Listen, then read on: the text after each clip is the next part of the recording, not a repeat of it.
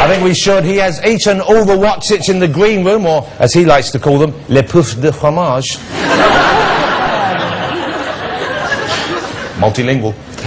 Please welcome Jean-Christophe Novelli.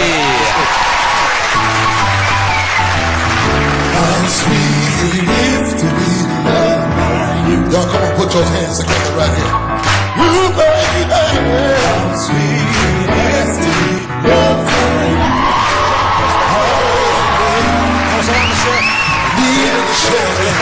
Someone called and said, yeah, you were. Need someone to understand my hurt and love. Said, there you were. There you were. Whoa, I'm good. How nice to have you. Thank you very much for coming on the show. Thank you, thank you. Hey, Jean-Christophe, I believe is celebrating something of an anniversary. Am I right in thinking it's this month 25 years since you first came to the United Kingdom? Next weekend, yeah, that's right. And were you celebrating and have a big old party? Yeah, I mean, obviously I've celebrated every single day of my 25 years. It was the greatest time ever. Isn't that nice to hear? Someone coming here and we hear a lot of things people moaning about, and we're the worst offenders, sometimes the people who live here, we moan about this country, but you came here, you preferred us to France, so already it makes you a great bloke in my eyes, but not that they don't have a lot of lovely things as well, of course they do. But, you know, it's nice to hear someone saying this is a great place to be. What was it that made you want to come here in the first place? It's a long story, obviously. Well, let's move on then. Just edit. Just, what is it, food? Just food and weather? I'll tell you something. Crumpet, you know, something like that. You sound very surprised. Was it the women? No, at all. I mean, the thing... You see what he's doing? He gives with one hand, he takes away with the other. Okay, he was, yeah. Okay. I mean, I'd always be very much Anglophile. Due to the fact I come from the northern part of France, Arras, which is a beautiful town, and there's an enormous relationship with the British. Not just tourists, but during the war and so on. And also when I was a kid, I remember I was pretending, speaking in English, to attract the girls. Yeah. Now, is that working? You like that? I can see your eyes out. But I know in America the English accent tends to work, and ladies are always saying, you know, oh, I love your accent. I didn't know that the French women liked the British accent as well. Oh, fabulous, yeah, of course. Wow. Very much. I was like, do you rara me? No, sorry, but don't. One day I remember I went Hold on, what the fuck was that? Do you what? Is that you just going about? Oh, an Englishman. Right, it's Oscar Wilde himself.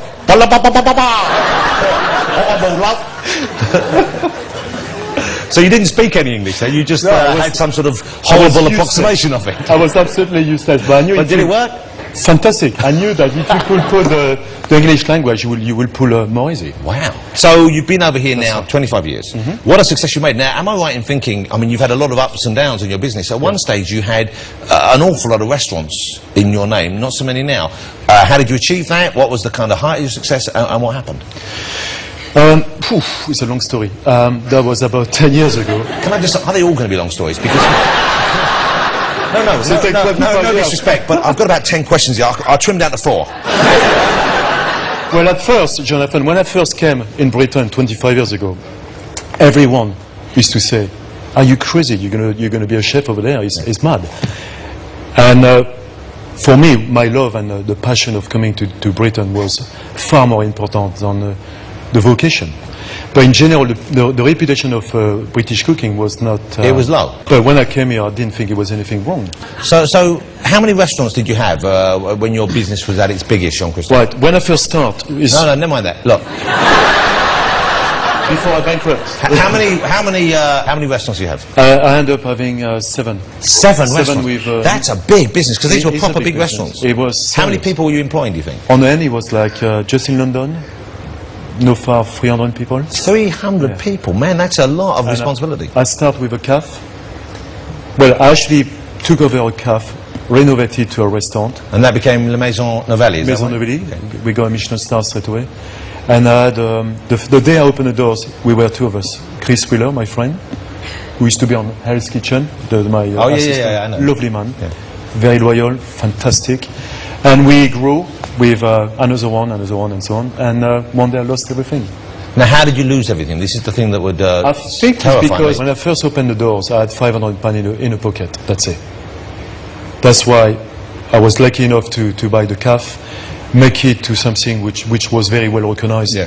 And I think the mistake is to buy another one very quickly. I Expand too much. Not necessarily. I think I moved too quick, and I could not handle the numbers. And the biggest mistake is I stopped cooking. You stop cooking. That's the thing. When you go to a restaurant with someone's name and you'd like to see them in the kitchen. I don't think Ramsay's been near a bloody wok for about 5 years, has he? Jean-Christophe, have you ever injured yourself in the kitchen? Have you ever suffered any ordeal there? Because it's a tough environment, isn't it? It's the sharp objects going around. There's heat, there's oils involved and all that kind of thing. Have you ever had to come a cropper in any way? Yes, actually I did, actually. When I was a very, very young chef. I started in the business when I was 13-year-old. Never mind all that. Look, just get to the story. Every time I did this, it was a rainy day in Normandy. I remember so clearly the wind. She blew like a devil.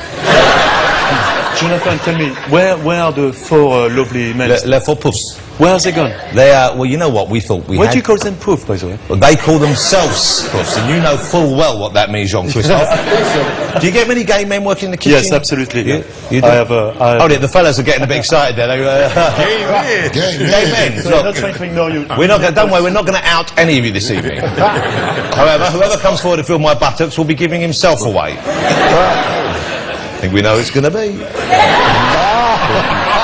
One point here, that earring's twinkling at me. Sorry, Jean-Christophe. Sorry, Jonathan. How long have they been together? How long have you been together? I know your name. I remember when I was a young kid. Well, we've been doing it. There's been a few replacements over the years, of course, haven't we? But how long has this present unified group of the Temptations been performing? He's the newest, Bruce. The baby, yeah, he's been with us a year. Wow. And Tyson has been with me for 25 years. Tyson, that's your first name, Tyson?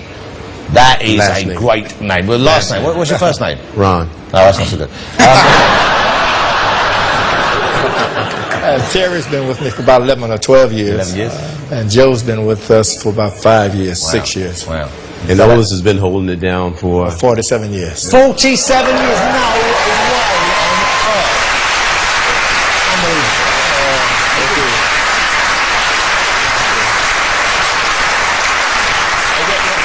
You must have started when you were 7 or something. About 19 or 20. What year 47 years ago? Pardon me? 1961? 61, correct. Wow. What month? January. What was the weather like that afternoon? Very cold, January in Detroit, Michigan. I think we've established Jean-Christophe is a stickler for the details. Jonathan, I am not going to swear, okay? Okay, good man. Just good looking man. at Why would you want to do that? That's a bad thing to do. Jean-Christophe. Jean-Christophe. When you were saying you injured yourself, how did you injure yourself when you were a young chef? Yes, I was a little chef, a little boy. Hold it, you worked in Little Chef? And I like the Little Chef, and I'm also a fan of the Harvester. Now I know where I've seen you. You did me an all-day brunch once. You are hilarious, by the way. Not deliberately, though. You remind me Marco Pierre White. What the hell? That's a strange thing to say. I like Marco Pierre White, but I didn't fabulous, see... Fabulous man. What, is it the lanky, greasy locks? It's the surly manner? What is it? Oh, there he is. Look at that. That's a nice photograph. So you're friends with Marco. I imagine either that or he just grabbed you by surprise there. We're lovers. Now, I'll tell you something. Marco Pierre White, for me, is probably the best chef in the world. Well... Now, let me explain something, if I may. I know it's your show, and thanks for giving me 5 minutes. It's been about 40. But the thing is, I feel very privileged to be at the show. Well, thank you for because coming. I'm a good fan of your show. Obviously, you are much, funny and you're great, blah, blah, blah. Very kind. But said blah, blah, blah at the end, like you don't mean it. I do. Blah, blah, blah. But the things I have to say is I'm very privileged to be here because I met some fabulous people in my life. And Marco, Keith Floyd, Raymond Blanc, you know, people who I was very much inspired as a young chef. And